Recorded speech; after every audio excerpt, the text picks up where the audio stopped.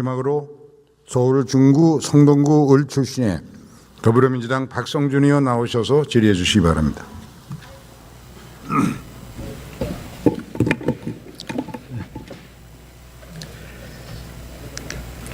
존경하는 국민 여러분, 김진표 국회의장님을 비롯해 선배 동료 의원 여러분, 서울 중구 성동구 출신 더불어민주당 박성준 의원입니다.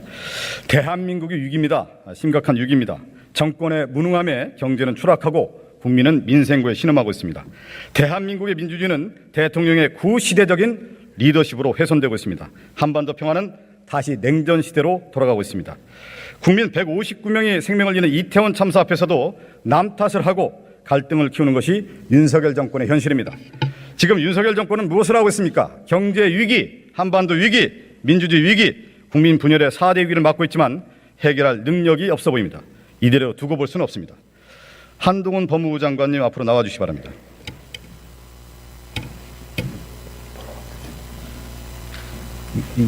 이걸 누르나? 네.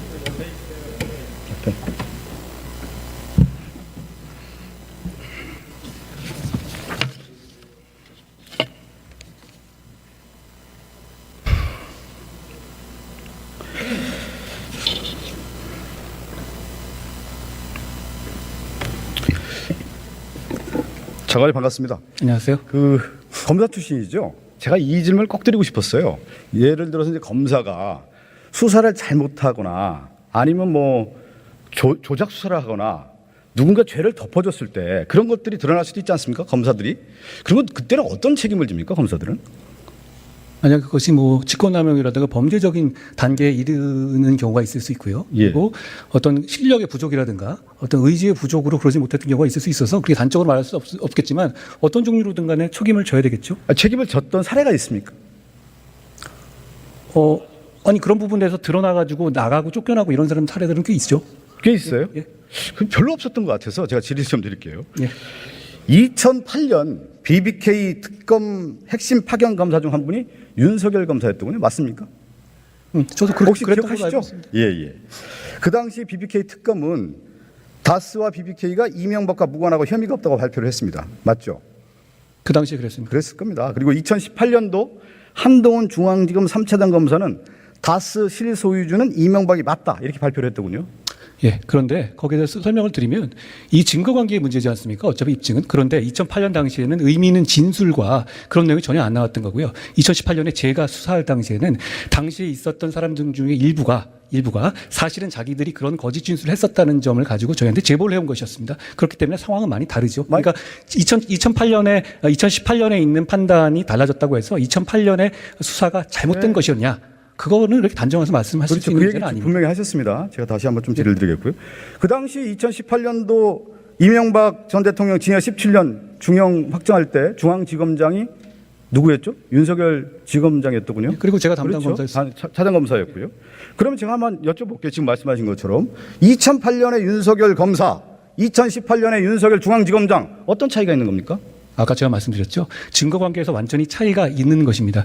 2008년의 경우는 어떤 문제가 있었냐면 사실 정권이 이명박 정권이 출범하지 않았습니까? 그러니까 그게 예상되는 상황에서 관련자들의 진술은 거의 일관되게 다스라든가 이런 부분에 대해서 입증되는 내용하고 반대되는 진술을 했던 것이죠. 네네네. 2018년에 상황이 달라진 겁니다. 진술 내용과 증거 내용이 다르기 때문에 거기에 따른 판단이 달라지는 것은 당연한 것입니다. 그럼 2018년에 윤석열 중앙지검장의 판단이라고 하는 부분이 있었다. 아니 예를 들어서 지금 실형이 나온 거 아닙니까? 그러면 뭐 제 판단이죠. 2008년도 잠깐만 듣고 얘기하세요. 예. 좀 빨라요. 예.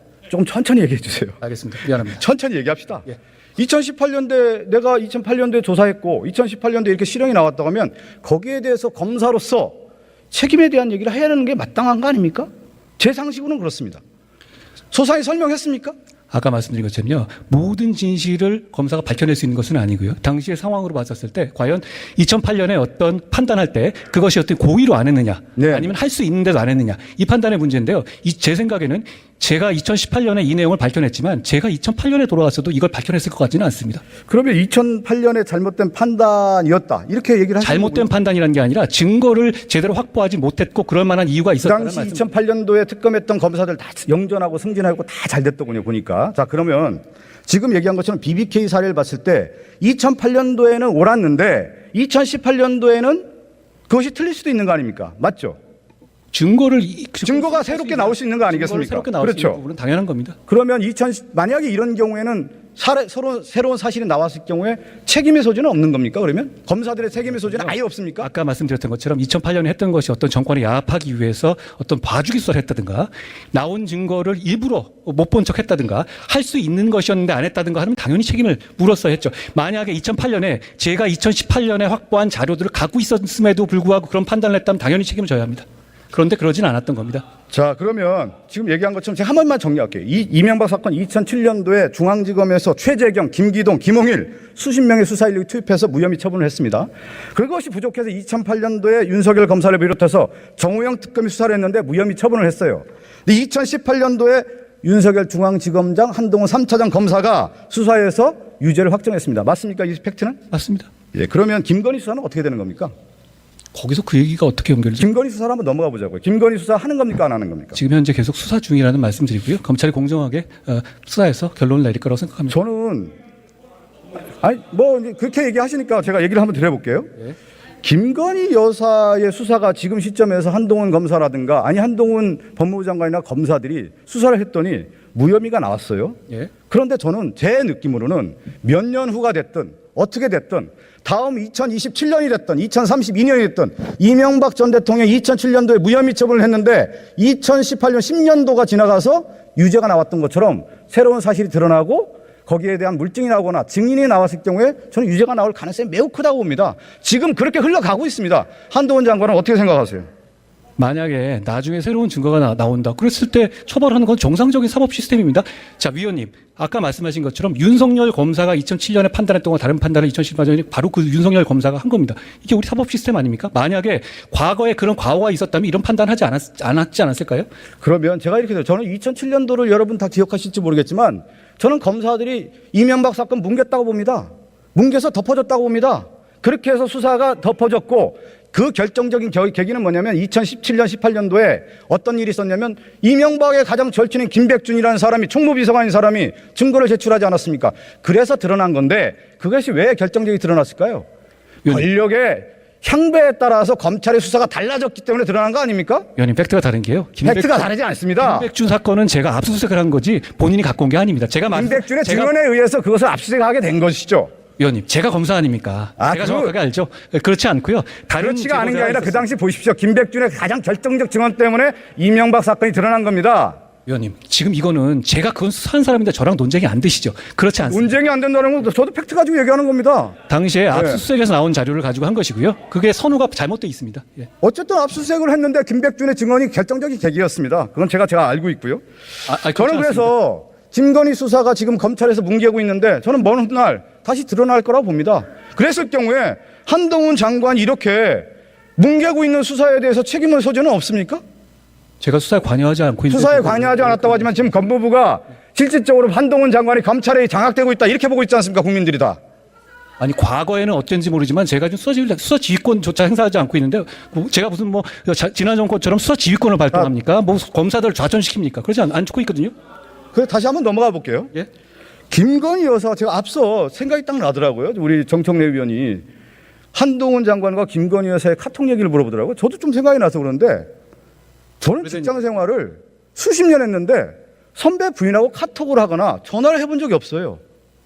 이게 일반적인 상식의 수준입니까? 위원님, 이거 얘기해 보세요. 사적인 관계에서 얘기한 겁니까? 아니면 공적인 관계에서 얘기한 겁니까? 아까 제가 말씀드렸죠. 저 이거 대부분의 경우가 아니 그냥 사실을 얘기해 주세요. 제가 얘기하잖아요. 예. 윤석열 당시 총장과의 얘기를 한 것이라는 걸 분명히 얘기 드렸고요. 그렇죠? 아니 그 카톡을 김건희 여사랑 카톡했는데 총장하고 얘기한 겁니까 그게?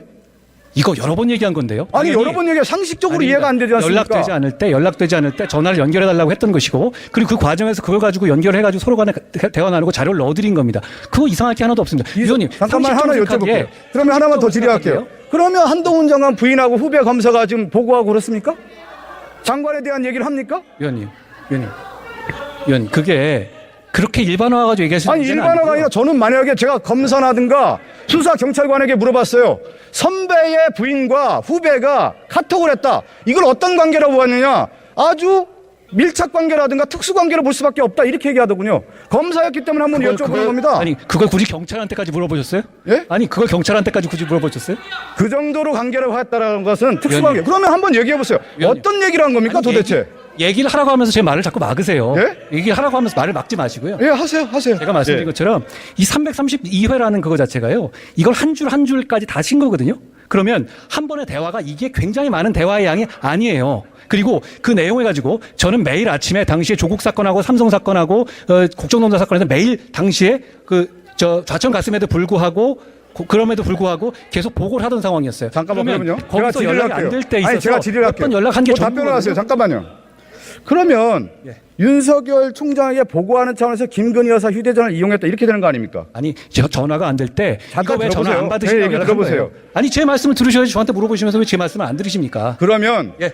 보통의 일반적인 생각을 가졌을 때 김건희 여사가 그 업무 수행에 공무의 수행에 대한 내용들을 다 알고 있는 거 아닙니까? 그렇지 않습니다. 그렇지가 대부분의 않다고요? 경우는 어떻게 모르는 겁니까? 자, 총장께 전화를 안 받으시니까 전화를 받게 하라고 제가 그런 식의 얘기를 한 거거든요. 그런 얘기가 뭐 이상하죠? 저는 제 비서가 제가 연락이 안 된다고 제 부인에게 연락하지 않습니다. 의원님은 안 그러실지 모르겠지만 예. 그 당시 상황에서 제가 대부분의 경우에 부산에 좌천돼 있을 때고요. 그 과정에서 필요한 연락을 한 거죠. 의원님, 제가 이거 여쭤보세요. 아니 도대체 얼마나 할 말이 없으면 아직까지 얘기를 하십니까? 할 말이 없는 게 아니라 이것은 뭐냐면 한동훈 장관과 김건희 여사 윤석열 대통령이 상당히 특수관계라는 게 드러나는 것이죠. 자, 그래서 잠깐만요. 예. 김건희 여사 사건이라고 하는 것이 저는 수사가 안 들리- 아니 제가 안 들어보세요. 들려가지고요. 앞으로도 예? 이것은 잘안 진화하는 들리- 거예요. 진화. 생명이에요. 생명. 수사도 생명이라고 들어요. 그래서 제가 이 순간에 김건희 여사 이렇게 뭉갠다고 해서 앞으로 이것이 뭉개질 수 없다라는 문제를 제가 지적하고자 하는 겁니다. 그래서 제가 그 얘기를 드리고 싶습니다. 지금. 예. 권력의 향보에 따라서 수사가 달라져서는 안 된다. 그것이 한동훈 장관이 그걸 알아야 된다는 말씀드리겠어요. 의원님, 제가 지금까지 했던 수사 중에서 모두 권력에 야합하거나 누구 봐준 수사 있다는 얘기 들어보셨어요? 저는 그렇게 자 하나만 더 여쭤볼게요. 윤석열 대통령이 대선 과정에서 왕자 쓴 거 알죠? 의원님, 그거 저한테 물어보실 일 아니잖아요, 지금. 예. 지금 한간에 그런 얘기를 하는 거예요. 그러면 왕세자가 도대체 누구냐? 세자책봉했다. 그것은 바로 한동훈 장관 아니겠느냐? 권력의 실세로 지금 다 의원님, 인정하고 이거 있는 거 사진까지 아니겠어요? 만들어 오셨어요? 예? 사진까지 만들어 오신 거예요? 이거 질문하시려? 자, 민주주의에서 있어서 대통령에게 통수권을 주는 데 있어서 가장 중요한 권한은 뭐냐면 공권력이에요. 군 통수권, 경찰권, 공권력을 주는 거고 더 중요한 건 인사권을 통해서 일을 하라 이렇게 주는 겁니다. 제가 보통 그래서 대통령은 민정수석이나 직할체제에서 인사권을 주는 거예요. 한동훈 장관에게 인사 검증단을 줬다라는 것은 어느 정도 권력을 이양해 줬다 이렇게 해석이 되는 겁니다. 의원님, 혹시 지금 정부 요직 중에서 제가 누구 밀어서 됐다는 얘기 들어보셨습니까? 인사가 비밀 이해되는 거거든요. 제가 볼 때 인사 검증단을 줬다라는 것은 인사권을 일부에 할양해 줬다 이렇게 보는 거예요. 잘못 보신 권력 겁니다. 아닙니다. 권력의 관계에 있어서는 인사권을 줬다라는 것은 막대한 권한을 줬다 이렇게 보는 겁니다. 한동훈 장관이 그렇기 때문에 저는 실세라고 보는 겁니다. 많은 사람들이. 그리고 또 하나 결국 제가 얘기한 거잖아요. 김건희 여사는 나중에 다시 조사가 되는 겁니다. 그래서 권력의 안전판이라고 하는 한동훈 장관을 해서 인사검증단 권력을 준 것이 아니냐, 한동훈 장관을 보호막으로 삼는 것이 아니냐 이렇게 보고 있는 겁니다. 잘못 보고 계시는 겁니다. 그렇지 않습니다. 그렇게 정치는 내가 보여지는 모습이 아니라 국민이 어떻게 보여주느냐, 비춰지느냐에 가장 중요한 겁니다. 한동훈 장관이 그렇게 비춰지고 있다는 겁니다. 저한테 지금 이런 질문 왕세자 써가지고 하시는 질문을 국민이 어떻게 보셔도 제가 참 그리고 걱정됩니다. 저는 한국 정치의 중심에 지금 검찰이 들어와 있어요. 검찰이 들어와 있는데 추후에도 2027년 대선 과정에도 저는 검찰이 상당히 영향력이 있을 거라고 봅니다. 한 예를 들게요. 지난 정부에서 그랬던 것처럼 말씀이신가요? 지금 한동훈 장관이 법무부 장관 하면서 이 검찰이 정치 무대에 등장하고 있고요. 다음 대선에도 검찰이 상당히 영향력이 있을 거라 누구나 판단하고 있는 겁니다. 2007년 대선 권영세 장관도 여기 뒤에 계시네요. 한나라당 당시에 당원 당규를 보면 어떤 규정이 있었냐면 부정부패와 관련됐다고 하면은 당원권으로 기소가 되면은 당원권이 정지되는 조항이 있었어요. 지금 민주당에도 그런 게 있지 않습니까? 말 들어보세요. 그래서 2007년에 정계 은퇴를 했던 이회창 전 총재가 이것은 당연히 당원권 정지되고 실질적으로 이명박 대통령이 기소가 되겠구나 해서 정계 복귀를 해요. 그런데 이게 뭐냐면 2007년 대선에서 검찰이 면죄부를 준 겁니다. 정치 개입을 한 거예요, 이것은. 그런데 그 당시에 그런 역할을 했던 사람들 누가 책임을 졌습니까 도대체? 책임을 하나도 안 지고 있다는 거예요. 제 얘기는 결국 이명박 전 대통령이 그렇게 정치 무대에 등장했던 배경에 검찰이 있었던 겁니다. 지금 정치 무대에 검사들이 등장하고 있고 검사 독재가 이루어지고 있다 이렇게 얘기하는 겁니다. 그건 민주당 주장이시죠. 제가 그럼 하나 질의를 할게요. 독재와 민주주의의 차이가 뭡니까? 한정건님. 위원님, 검사 독재란 말은 도대체 어디서 나오는 얘기입니까? 제가 드리는 말씀이에요. 아니 독재와 민주주의의 차이가 뭡니까? 의사결정의 정당성을 의사결정을 정당성을 헌법과 법률에 따르는 것이 민주주의죠. 가장 결정적인 건 뭐냐면요. 민주주의와 독재의 차이는 임기가 있느냐, 책임을 짓느냐 안 지냐는데 지금의 검사들을 책임지지 않는 모습이 있다. 제가 그 얘기를 결정적으로 드리는 거예요. 김건희 수사를 제대로 하지 않았을 때 이 책임은 도대체 누구에게 있느냐 이 말씀을 드리는 겁니다. 마지막으로 하나, 저는 한동훈 장관이 이제 본격적인 정치 무대에 들어갔고 정치를 할 거라고 봅니다. 하나 말씀드리면 전두환 정권의 장세동, 노태우 정권의 박철원, 김영삼 정권의 김현철, 이명박 정권의 이상득, 박근혜 우병우 공통적인 특징이 뭐였냐면 권력의 실세였어요. 저는 한동훈 장관이 지금의 장관으로서 권력의 권세는 저울입니다. 균형을 잃지 않았을 경우에 그 권력이 유지가 되는 거고 한동훈 장관이 그 지위를 유지할 수 있는 겁니다. 지금의 그 모습에서 과거의 전철을 저는 밟지 않았으면 좋겠습니다. 말씀해 주세요. 네, 좋은 말씀에 명심하겠습니다. 권력이라고 하는 것은요, 무게중심이라는 게 분명히 있습니다. 그 수사도 분명히 김건희 수사를 해야 된다는 목소리가 있는데 이거 범인하고 있다는 말씀 좀 드리겠습니다. 고생하셨습니다.